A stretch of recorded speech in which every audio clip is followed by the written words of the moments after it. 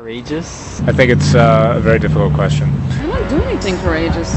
I'm a chicken.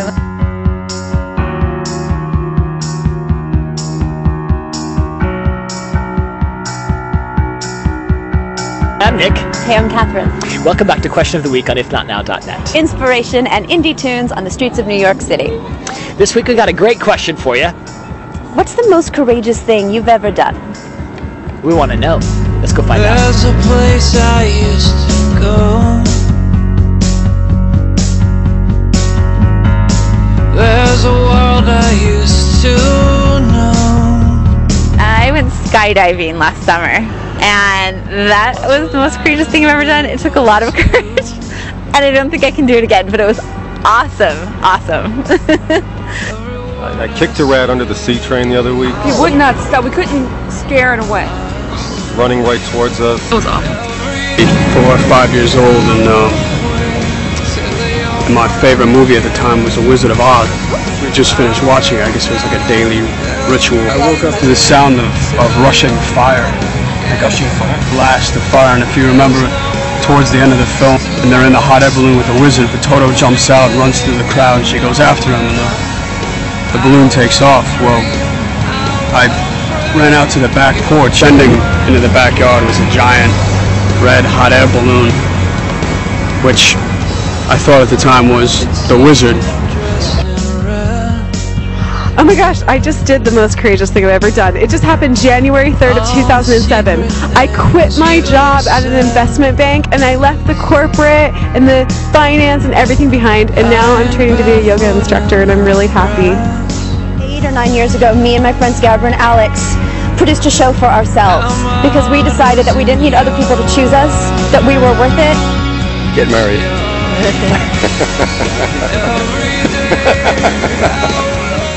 I guess help my friend out, and because it's not something I thought I would help her out with.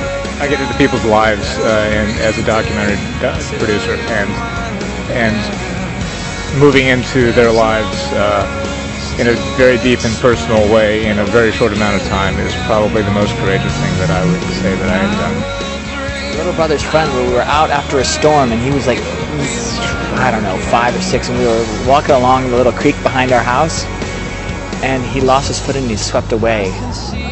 And somehow there were a couple elder kids, and I was able to get them, and we were able to pull him out of the creek and kind of saved his life. I moved to New York, yeah. Didn't have any jobs, nothing. Nothing. We had nothing. And we celebrated our 20th anniversary.